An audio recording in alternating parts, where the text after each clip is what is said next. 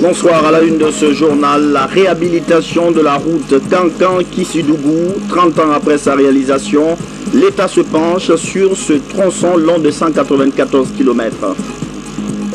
Bientôt de nouveaux fonctionnaires, ce concours d'accès à la fonction publique est déjà programmé, mais il ne concerne que des enseignants titulaires de CAP.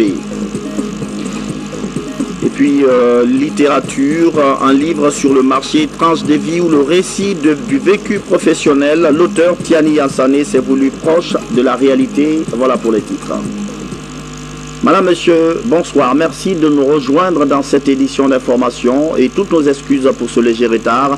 Le chef de l'État est en séjour de travail en France. Le président Alpha Condé s'est entretenu avec plusieurs acteurs du secteur des finances. Au cœur des débats, la relance du secteur économique guinéen très éprouvé par l'épidémie d'Ebola. Salassi Keita, du bureau de presse de la présidence de la République. Le soutien sans cesse de la France à la Guinée dans le cadre de la lutte contre la maladie à virus Ebola. Voilà la principale configuration de cette rencontre entre le président de la République et le ministre français en charge des finances et des comptes publics. Michel Sapin n'a pas manqué d'exprimer à nouveau l'accompagnement de la France à la Guinée. La France a fait de très gros efforts du point de vue sanitaire, du point de vue financier. Nous continuerons à le faire, mais la Guinée ne doit pas être seule avec la France. Il faut que la Guinée puisse aussi profiter, comme d'autres pays voisins ont pu le faire, de l'ensemble de la communauté internationale. Le président a présenté ce qu'il appelle un plan Marshall ce week-end à Washington. Il a souhaité aussi me décrire les éléments de ce plan Marshall et je lui ai dit que la France continuera à être aux côtés de la Guinée pour faire face à la fois à l'urgence sanitaire, mais aussi permettre une reconstruction économique qui est indispensable. Dans cette lutte contre la maladie à virus Ebola, Michel Sapin appelle la communauté internationale à plus de mobilisation pour mettre fin à l'épidémie. La Guinée est un pays plus grand que les autres. La Guinée est un pays plus peuplé que d'autres et donc la Guinée a besoin de plus encore que d'autres. Et puis il faut aussi agir, c'est ce que veut le président, ensemble. Parce que si on lutte dans un pays et moins dans l'autre, on n'arrivera pas jusqu'au bout de l'éradication de ce fléau. Ce soutien sans cesse exprimé par la France à la Guinée est une parfaite illustration de la volonté des présidents. François Hollande et professeur Alpha Condé a davantage renforcé l'axe de coopération Conakry-Paris. Retour en Guinée pour parler travaux publics avec la réhabilitation de la route Kankan-Kissidougou. Le tronçon s'étend sur 194 km. Il est en chantier actuellement et les travaux évoluent de façon assez satisfaisante. Le président Alpha Condé a décidé lui-même de s'impliquer dans la réhabilitation de cette infrastructure. Ibrahim Keita. 194 km de bitume entre Kankan et Kissidougou en 36 mois. Cette volonté du chef de l'État se concrétise petit à petit. L'entreprise fait de la réalisation de ce tronçon un défi. Déjà, sur le terrain, tous les équipements sont disponibles. Les usagers de cette route se disent satisfaits de l'évolution des travaux. Que la route là soit faite comme nous voulons. Pas trop de virages, mais beaucoup de ponts. La manière dont les travaux évoluent est bien. Que cela continue. Le travail est bien fait. Quant au village riverain, c'est un rêve qui se réalise après près de 30 ans de calvaire. Des villages agricoles qui ont peiné pour l'acheminement des productions vers les grands centres. En plus de cette route d'une autre époque en construction, plusieurs autres chantiers sont ouverts à travers le pays, comme pour dire qu'une autre Guinée est possible et chaque Guinéen doit se sentir concerné par le changement. Je précise que Kankan accueille cette année les festivités du 2 octobre. En parlant de Villers, ont accueilli cette fête tournante Zérékoré.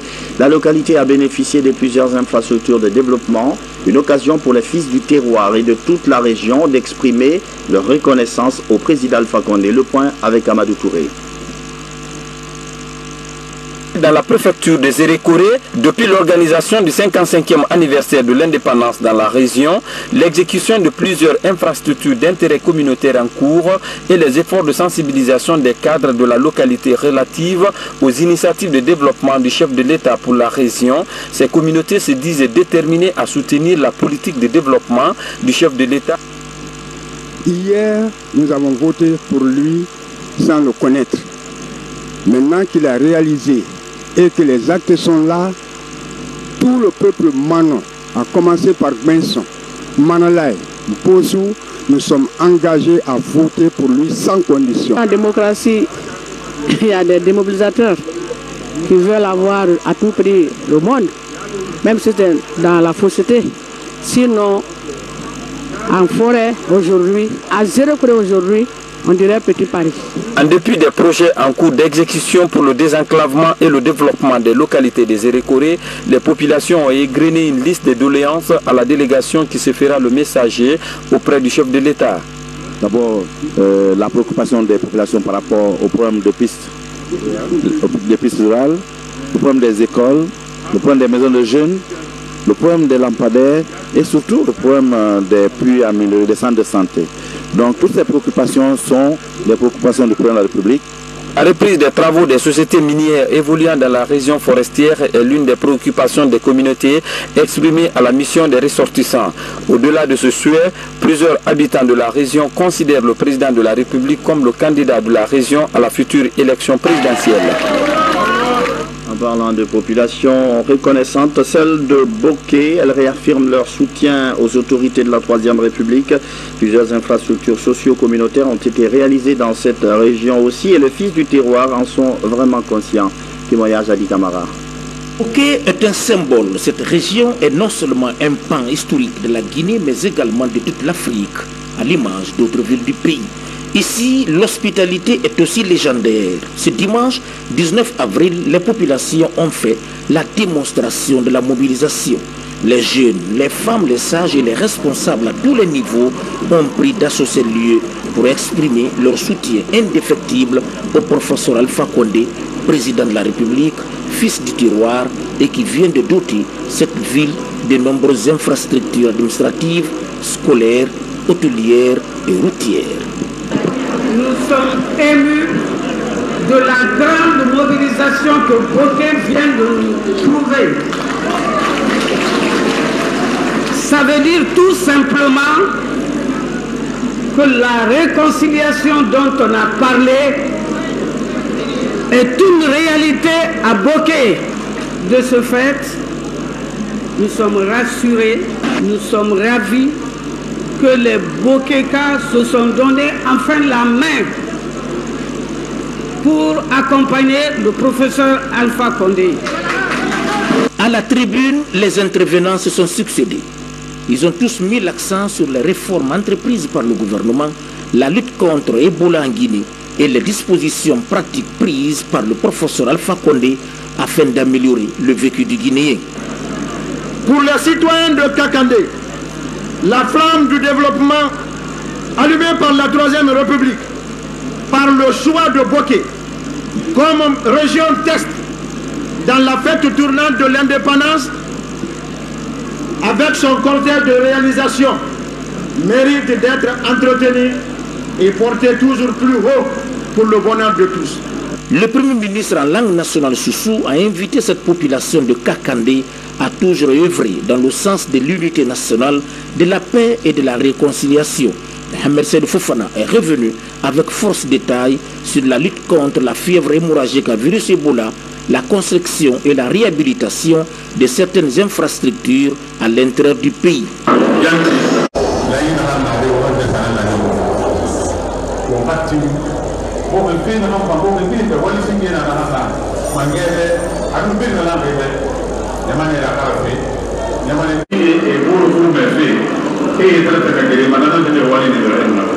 Pour lui, le gouvernement tient compte de toutes les préoccupations des populations guinéennes, bien que les besoins exprimés soient énormes et les ressources financières de l'État étant limitées.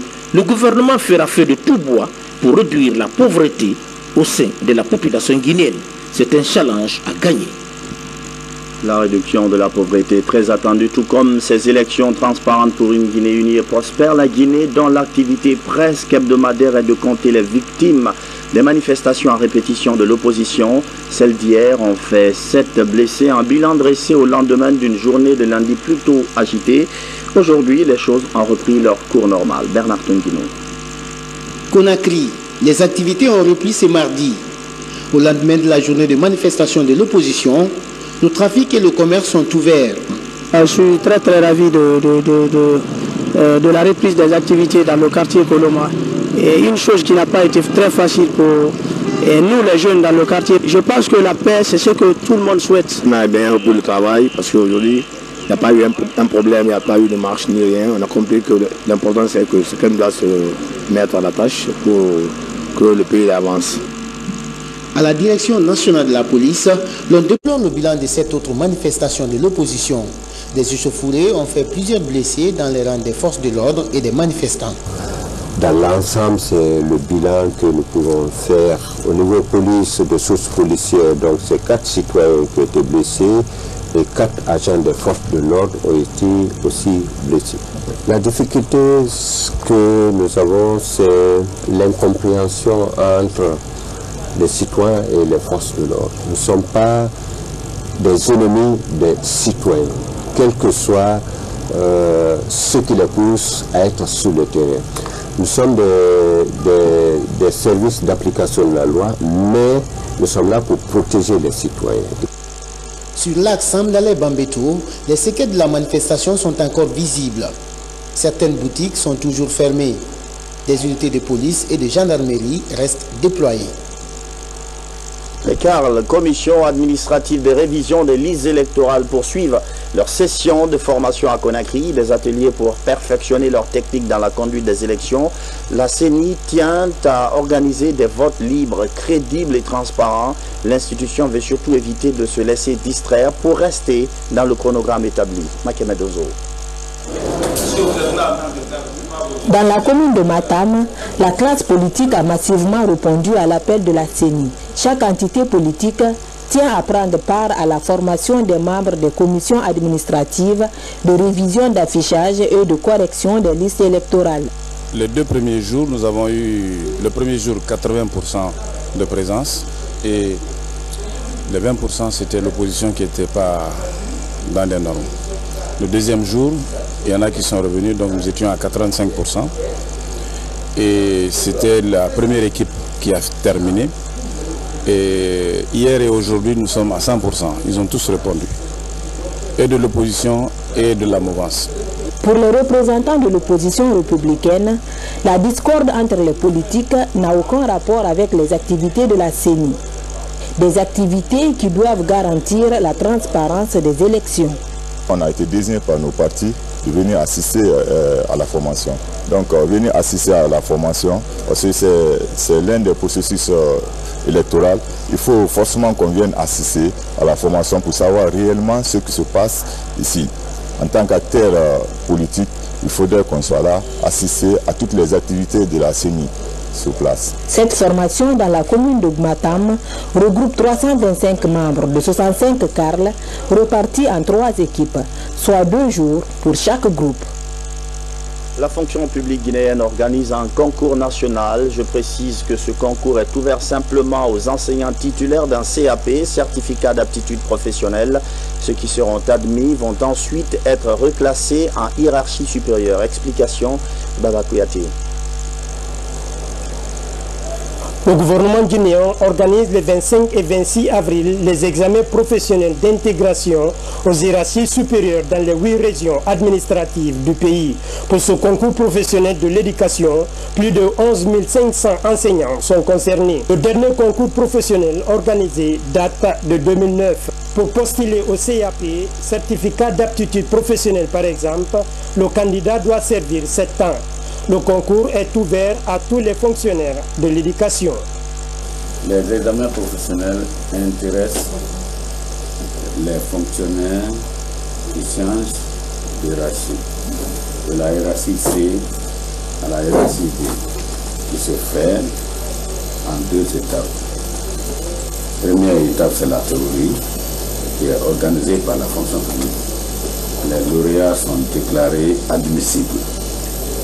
Après, deuxième phase, pratique et orale, qui est organisée par le département utilisateur. Comme nous sommes à l'éducation, c'est l'éducation qui organise ça. Pour les organisateurs, cette compétition interne de l'éducation va favoriser la mobilité et la motivation des enseignants. Ces examens s'inscrivent dans le cadre du respect, n'est-ce pas, des dispositions contenues dans le protocole d'accord signé entre le gouvernement et le mouvement syndical en 2014. Ces examens sont dédiés exclusivement à l'éducation et je pense même qu'il faut élargir aux autres corps de l'administration parce que c'est une question d'équité, une question de justice. Les autres fonctionnaires aussi, des autres corps ont aussi besoin de se promouvoir. Le concours professionnel de ce mois d'avril n'est qu'une étape des séries de concours initiés par le ministère de la fonction publique en 2015. Le mois de mai prochain, plus de 2000 médecins vont être recrutés au compte du ministère de la Santé. En attendant, nous sommes le 21 avril et c'est aujourd'hui la journée nationale du Parlement panafricain et de la CEDEAO. Dans une note que vous avez suivie hier sur la télévision nationale, l'Assemblée de Guinée annonçait sa célébration. C'est chose faite et c'est Robert Sidi Tolno qui nous en fait le compte rendu. Suivez. Les réflexions à la faveur de la journée nationale du Parlement panafricain et de la CEDEAO en Guinée ont porté sur les orientations pour le renforcement de l'unité nationale et de la consolidation de la paix dans la sous-région. Une occasion pour le président de l'institution parlementaire guinéen d'appeler les acteurs politiques à un dialogue sincère. Cette journée se tient à un moment où le continent est traversé par des turbulences sociopolitiques et sécuritaires qui menacent sérieusement la paix, la stabilité et le développement durable du continent. Il est de notre devoir, nous parlementaires, de jouer un rôle important dans la réalisation des objectifs du Parlement panafricain. Chacun doit se demander tout simplement ce qui est bon et utile pour les Guinéens, pour notre nation, et il est temps que la culture du dialogue, de paix qui permettrait d'unir les fils de ce pays pour le développer habite chacun de nous et nous guide dans nos comportements quotidiens et tous les actes que nous posons. Le 21 avril de chaque année est consacré à la journée nationale du Parlement panafricain et de la CEDEAO en Guinée. Cette démarche des autorités guinéennes permet de mieux faire connaître ces institutions aux populations, mais aussi aux parlementaires. Et réaliser une plus grande unité et solidarité entre les pays africains et entre les peuples africains. Défendre la souveraineté, l'intégrité territoriale et l'indépendance de ses États membres, accélérer l'intégration politique et socio-économique du continent, promouvoir et défendre les positions africaines communes sur les questions d'intérêt pour le continent et ses peuples. Au Parlement guinéen et africain, les défis de l'heure sont nombreux. Il faut que les députés des parlements nationaux soient imprégnés de ce qui se passe au niveau régional et continental. Il faut que les peuples africains participent à ces discussions à travers ces différentes plateformes. Aujourd'hui, on doit en faire un organe législatif, c'est-à-dire qui doit travailler pour l'Union africaine, tout comme l'Assemblée nationale travaille pour la nation. La journée a pris fin par la présentation des travaux de la retraite de la CENI à Kindia aux élus du peuple et aux nombreuses personnalités qui ont fait le déplacement pour donner un éclat particulier à cette commémoration. Comment booster l'économie des pays frappés par la fièvre hémorragique virale Ebola? Les 3 pays touchés ont élaboré individuellement un plan de relance. Celui de la Guinée vient de passer en discussion devant des partenaires techniques et financiers à Washington. Le document a plu à l'Assemblée. Mamadi Gassama. De nos jours, le fleuve Niger est confronté à d'énormes difficultés environnementales et écologiques. Au nombre de ces difficultés, on peut citer l'érosion hydrique, l'ensablement et la déforestation. À l'occasion des réunions de printemps de la Banque mondiale, les ministres des pays membres se rencontrent à Washington. Objectif, amener les partenaires à prendre en compte le plan d'action régional qui sera élaboré par l'ensemble des pays riverains. Cette réunion avait pour but d'initier une conversation entre la Banque mondiale, les ministres de l'économie et des finances, et à travers les ministres de l'environnement et les ministres de l'eau, pour que les pays africains se préparent et préparent des propositions pratiques, concrètes, qui pourraient porter lors de la conférence de Paris en décembre 2015 pour susciter des soutiens et des financements de par la communauté internationale. Après la réunion des ministres des Finances, la délégation guinéenne a eu des entretiens avec d'autres partenaires au développement. Il s'agit entre autres des rencontres avec le président de la Banque mondiale, du département des marchés monétaires et des capitaux. À cela s'ajoute la rencontre avec l'administrateur du FMI pour la France.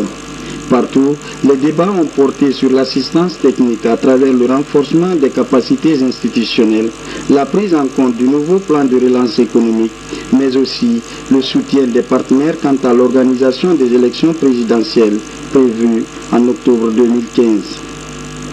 La dimension environnementale surtout prise en compte au cours de cette assemblée.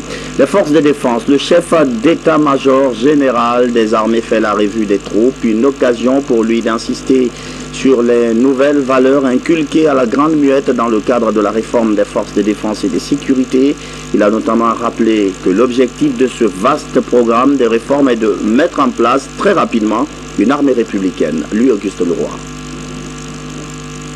Le ministre délégué à la Défense s'est beaucoup adressé aux militaires, non pas toujours dans les discours solennels et injonctifs, mais aussi et souvent à des discussions à bâton rompu.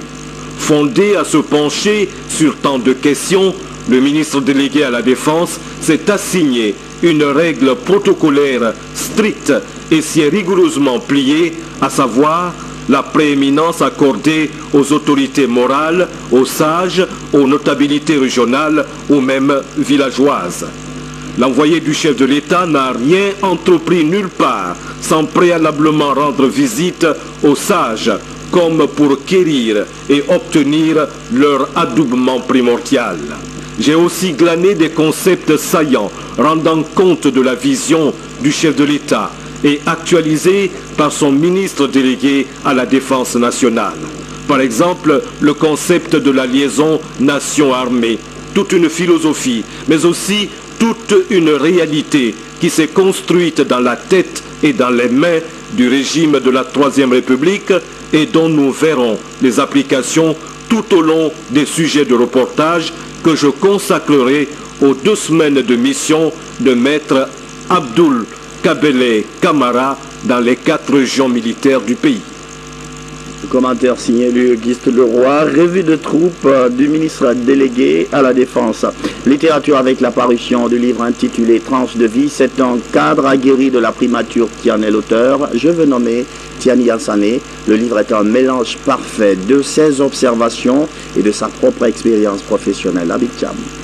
Et depuis plusieurs années, le conseiller en charge des infrastructures à la primature. Ce matin, Tiani Ansane se présente comme écrivain essayiste. À son actif, ce nouvel ouvrage intitulé Tranche de vie. Tranche est au pluriel. C'est des petits morceaux de ma vie que j'ai glanés ici et là, que j'ai envie de partager avec le lecteur. Je parle un peu de mon enfance à Melakouré. Melakouré, c'est l'actuel Farmoria. Alors j'évoque aussi mon passage à la frontière de Conakry et mon passage à la frontière entre la Guinée et la Côte d'Ivoire. Tranche de vie témoigne également d'une épreuve de vie douloureuse qu'a connue l'auteur. Je parle d'une personne ici qui m'est chère, très très chère. J'en parle avec tout le respect parce qu'elle n'est plus de ce monde. Georgette, qu'on appelle Poupette. C'était une nièce de Monseigneur Chidembo.